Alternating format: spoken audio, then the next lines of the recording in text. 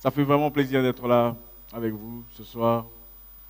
Une journée, une soirée que je n'oublierai probablement jamais de toute ma vie. Vous m'entendez bien là? Sans problème? Waouh! Partager cette place aujourd'hui avec ces personnes qui m'ont précédé pour moi est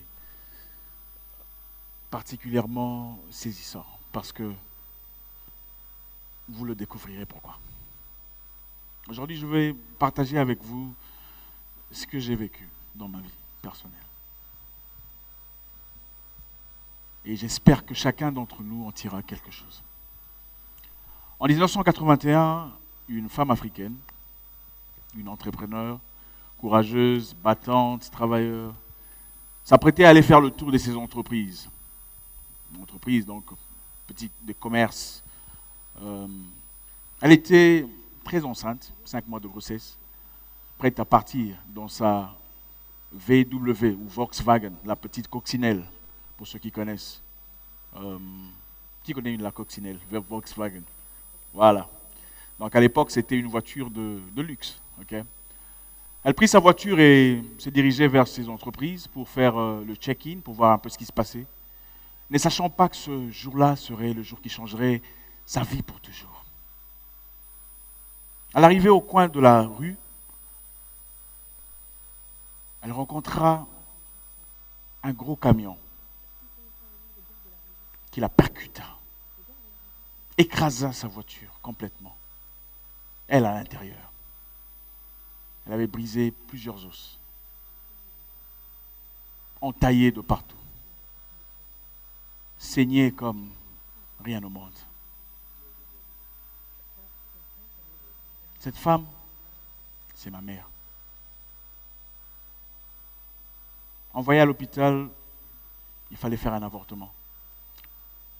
5 mois de grossesse, on ne pouvait pas faire grand-chose. C'était le moment le plus obscur de sa vie.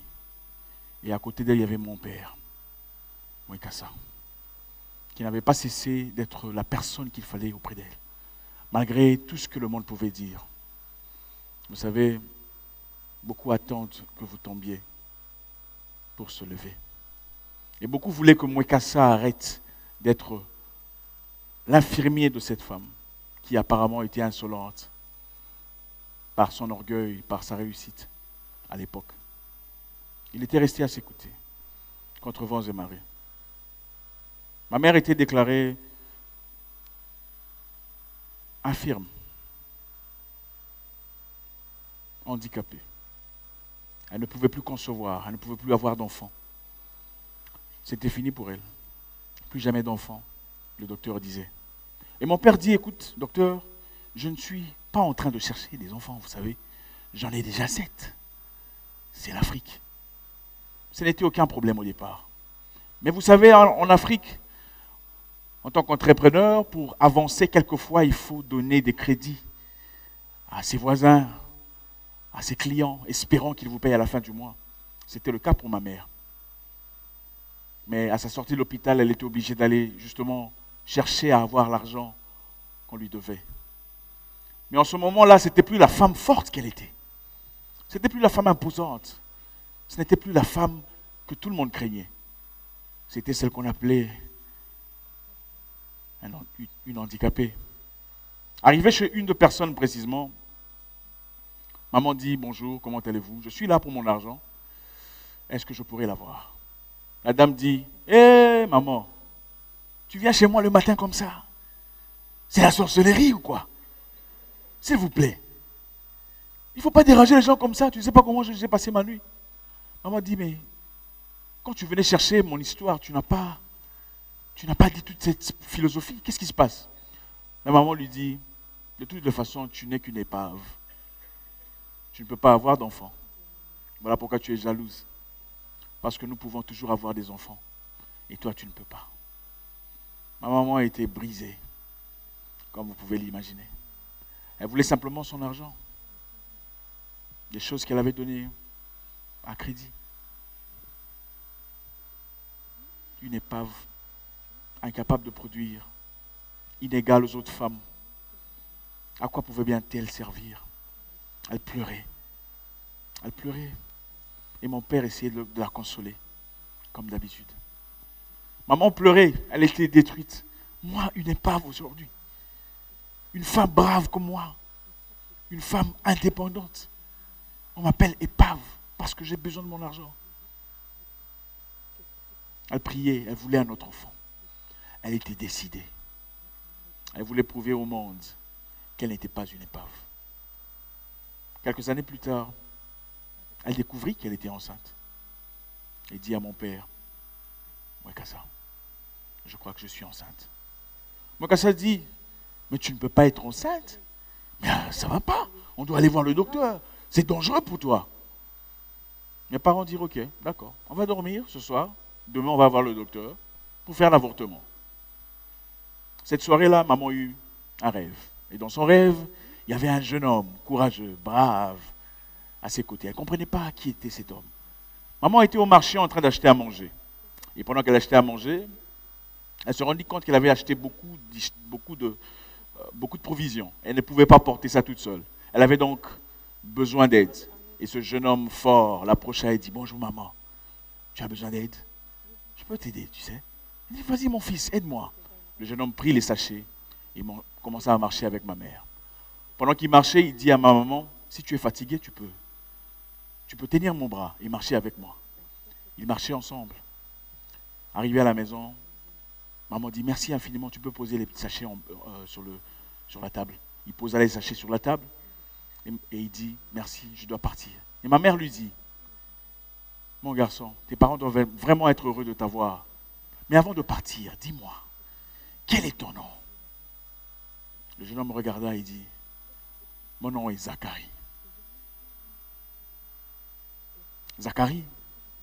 Merci Zacharie. Zacharie, c'est moi. Et le monde m'appelle Zach. Maman regarda son mari et dit, Mwekassa, réveille-toi. Je ne ferai plus d'avortement. Mon fils, c'est un garçon, je sais. Il sera brave. Et son nom est Zacharie.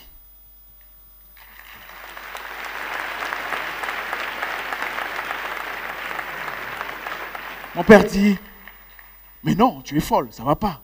Ça ne va pas. Le docteur a dit que tu mourras. Tu ne peux pas faire ça. Ma mère dit, mais attends. Mais le docteur a dit que je ne peux pas tomber enceinte. Mais je suis enceinte. Donc le docteur a tort. En tout cas, si vous voulez que je meure, je mourrai avec mon enfant. Elle refusa de faire cet avortement. 7 mois plus tard, j'étais né. Tout noir. Tout... Et quand je dis noir, ça veut dire noir dans le sens où j'étais vraiment noir. J'étais pas la couleur naturelle d'un bébé. J'étais tout noir, vilain.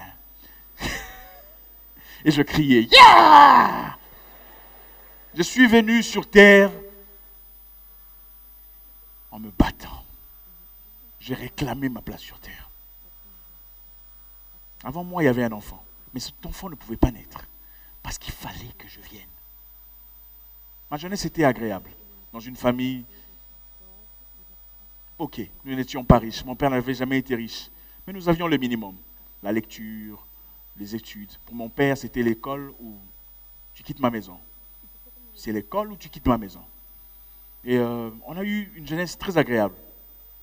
Mon frère à moi, Gabi, qui a 3 ans de plus que moi, 3 ans de plus que moi, avait vraiment l'habitude de me perturber. On se prenait beaucoup la tête. Et à un moment donné, je me souviens, un jour, mes amis venaient à la maison pour regarder un film avec moi. Alors Gabi était le genre de personne où maman donnerait à chacun un verre de lait, il prendrait son verre de lait et voudrait mon verre de lait. Et ça partait toujours en bagarre. Ce jour-là, on regardait un film intéressant entre copains. Gabi vint, je ne sais pas où il était, arrivé à la maison. Nous, on était excités, en attente de regarder notre film. Il vient et il prend la télécommande et change de chaîne. Il dit, vous regardez des choses inutiles. Ça, c'est plus intéressant. Et c'était quoi? Des fourmis en train de se... Mais attends, mes gars, ça ne va pas. Pourquoi tu m'embarrasses devant mes amis? Il me pousse. Qu'est-ce que tu vas faire? Que pouvais-je bien faire? Il était plus âgé, plus fort. Alors je partais chez mon père en criant, papa, j'en ai marre, je ne peux plus. Je ne peux plus, je ne peux plus. Mon père me dit, je suis fatigué de vos histoires. Zach, est-ce que tu ne peux pas aller faire joue au football ou va faire de la boxe. Il ne savait pas ce qu'il avait dit, mais il avait sémé une sémence en moi ce jour-là. Ce même jour, je partais chercher un club de boxe. L'objectif n'était pas de battre mon frère, l'objectif était de l'intimider. J'espérais qu'à un moment donné, il serait intimidé. Et effectivement, 1 an plus tard, il arrêtait de m'intimider. Enfin, c'était petit. Toi, tu blagues avec moi. Hein? Si tu blagues avec moi, je vais te rosser, mais il sort.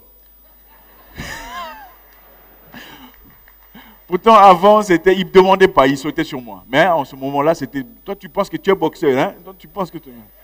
Il sort. Ça a marché. C'était mon objectif principal. Mais comme vous le savez, je suis issu d'un pays qui avait des difficultés à l'époque, la guerre et tout le bazar. J'ai grandi ainsi, dans le monde du sport, je me suis musclé l'esprit et le corps. Et à un moment donné, on m'a arrêté à maintes reprises, voulant que j'adhère aux forces armées rebelles pour faire des choses incroyables. Et j'estimais ça complètement incohérent. Et puisque j'avais hérité de ma mère sa façon de s'exprimer, je disais ouvertement, je ne suis pas intéressé à faire votre histoire. Alors je devenais peu à peu comme un résistant. Alors ça devenait dangereux pour moi. En ce moment-là, mes parents ont décidé de m'envoyer en Europe, espérant me donner une opportunité d'études, comme beaucoup de jeunes Africains d'ailleurs. Mais à l'époque, on ne pouvait pas y aller parce que il y avait pas de... les ambassades étaient presque toutes fermées. Alors, il fallait aller quelque part ailleurs pour chercher un visa Schengen pour progresser en Europe, en France précisément. Alors, je me retrouvais dans un pays étranger, anglophone, en attente d'un visa. J'avais quitté mon pays. Je rêvais déjà de mon avenir en France, dans les rues de Champs-Élysées. J'étais coincé dans un pays anglophone. Et je me souviens, une soirée, pendant que je marchais, je rentrais à la maison, 2 personnes surgirent dans le noir, avec des baïonnettes. J'étais tout seul. Et je savais qu'il ne fallait jamais résister. J'avais mon portefeuille et mon passeport. Vous savez qu'est-ce qu'ils ont pris? Mon passeport. Oui. Le seul passeport avec lequel je pouvais avoir un visa pour aller en Europe était pris. Je ne pouvais donc plus aller en Europe à cause d'eux. J'ai commencé à pleurer. Mais mon Dieu, pourquoi? Pourquoi c'est à moi que ça arrive? Qu'est-ce que je veux faire? Je ne veux pas rester ici. J'ai commencé à pleurer. Mais je ne comprenais pas que c'était une ouverture à autre chose.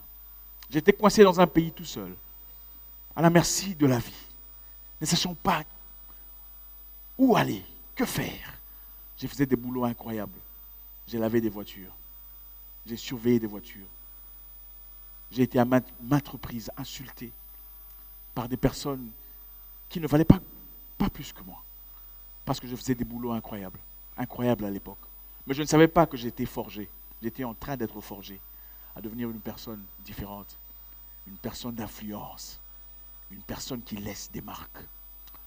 Les choses mauvaises ou terribles ou douloureuses qui nous arrivent, ne nous arrivent pas toujours pour les mauvaises raisons. Dans ce pays-là, c'est là où je commençais la boxe, professionnellement. Parce que je n'avais pas d'autre issue. C'était la seule façon de pouvoir survivre, de pouvoir payer à manger. Mon père m'envoyait $200 à la fin de chaque mois. Mais que peut-on bien faire avec $200 dans un pays étranger? Pas grand-chose. Mais à un moment donné, j'ai dit à mon père, papa, je ne veux plus que tu m'envoies de l'argent. Je suis assez grand pour me battre. Et je me battais. Mais je savais, nous vivions dans une maison de 2 chambres, à 25. Tous ces jeunes étaient ambitieux, courageux, voulaient se retrouver dans la vie, voulaient faire quelque chose de positif. Mais je savais où je devais être. Ce n'était pas là. Je voulais une vie différente. Malgré les difficultés auxquelles j'étais confronté. Je savais qu'il y avait issue. Tout le monde naît nu, mais personne ne naît démuni. Nous avons chacun une chose, quelque chose de spécial, quelque part en vous. Une chose qui vous sépare de tout le monde. J'étais plus fort quand j'étais plus jeune. J'intimidais presque tous mes amis de l'école. Mais qui peut bien faire de l'argent ou vivre de sa force, je me disais à l'époque. Avez-vous déjà vu un diamant à l'état brut? Il n'a pas l'éclat d'un diamant que vous connaissez. J'étais un diamant à l'état brut. Mais le temps, les difficultés, les souffrances, les revers de la vie ont nettoyé, lustré ce diamant que j'étais. Je suis devenu champion intercontinental de boxe, sans expérience amateur. Beaucoup font 100 combats, 200 combats amateurs avant de devenir professionnel, ayant toute l'expérience possible. Je n'ai jamais connu ce monde. Je suis entré dans le monde professionnel et j'ai commencé à bombarder ces professionnels.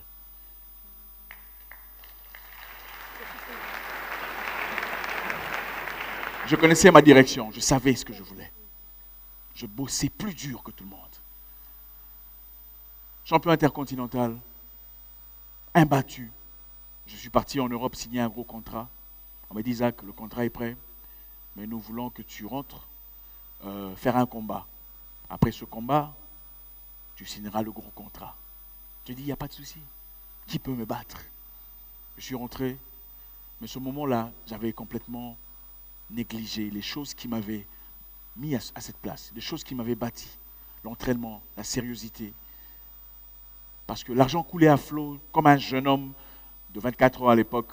Je faisais comme tout le monde, je voulais faire comme tout le monde, je voulais aller m'amuser, je voulais aller en boîte, je voulais avoir autour de moi des jolies fleurs. Et bien c'était justement là que je commençais à tomber. Mon adversaire était un gars avec un gros ventre. Donc vous savez, nous avons tendance à penser que pour être fort, il faut avoir des gros muscles. Le monsieur avait un gros ventre. Je me disais, mais c'est grave, ça c'est de l'argent facile, emmenez-le. Mais je ne savais pas que c'était le moment qui changerait ma vie aussi. Le monsieur m'avait rossé comme jamais je n'avais été rossé. Et c'était une leçon de vie. Le contrat en Europe. Au revoir. J'ai traversé un moment très difficile en ce moment-là. C'est là que j'ai compris que toute situation que tu rencontres dans la vie est une porte ouverte à une nouvelle réalité. Peu importe ce que c'est, que ce soit la douleur, la peine, vous avez perdu quelque chose. Le moyen principal de votre revenu vous quitte. La personne principale de votre vie vous quitte. Est une porte ouverte à une nouvelle réalité.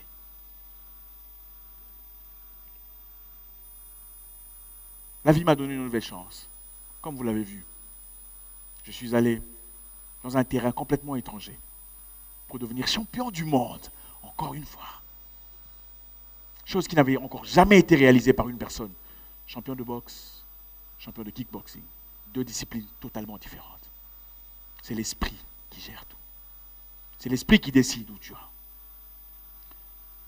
35 ans plus tard, je regarde. Qu'est-ce que je réalise?